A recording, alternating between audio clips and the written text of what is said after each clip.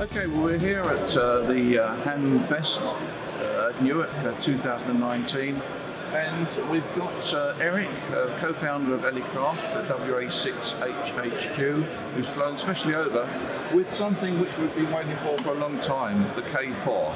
So we've done a video down at Portsmouth which gives you in-depth description of the K4, and I'd encourage you to listen to that video. But here at the Hamfest here, we just do a quick summary of the main features of the K4. So Eric, over to you. Thank you, Peter. Thanks for being with me here and all right. Enjoying ourselves over here. First time in several years that we've been back. Yeah, too, so right. it's been great.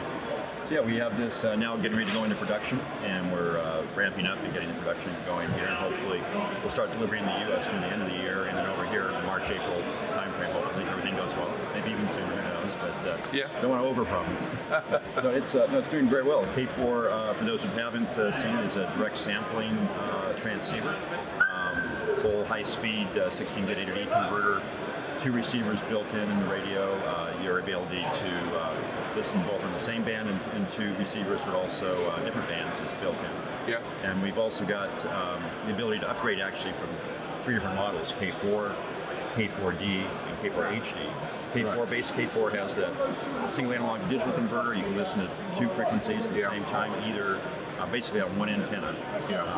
If you go to the K4D, it adds a second antenna path, so you can do diversity reception, listening to 2 antennas oriented slightly differently on the same frequency, or of course different bands with optimized antennas on different bands. So typical Elecraft tradition, you build up to what you want. Yeah. And you can, when you go between these modules, you can even add after the fact and upgrade from a K4 to a K4D or a K4 to an HD. Yeah. HD adds a additional 10 dB of blocking dynamic range for the expeditions that have several stations in the same band close to each other, less than a couple hundred meters apart. That covers the extreme cases. For the rest of us, 130 dB of blocking dynamic range on the other 2 radios. It's way more than that. So you get this ability to go up as you go.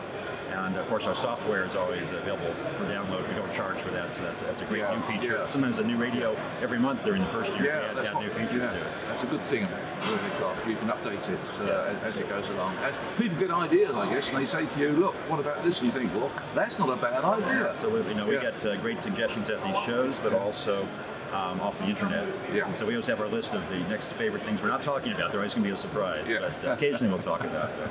But it's been exciting. One upgrade I didn't mention, also we'll have actually 2 things towards the end of this next year.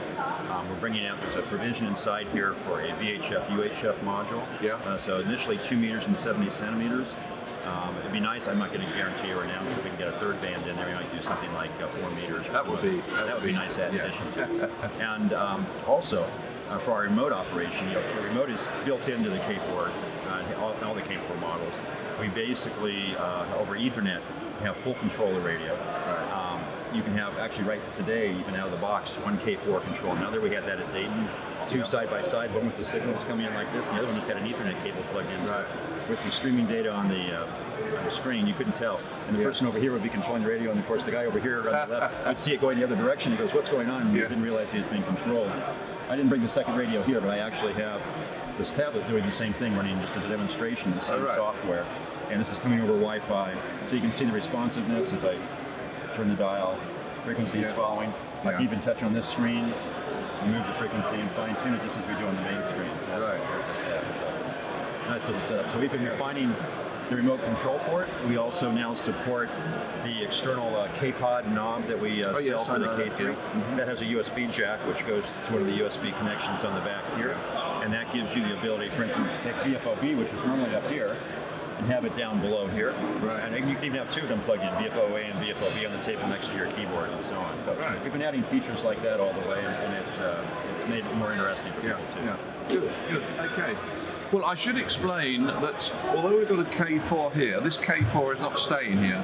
This will be on a plane tomorrow morning, heading back to California with Eric. I'll be sleeping with it right next to me.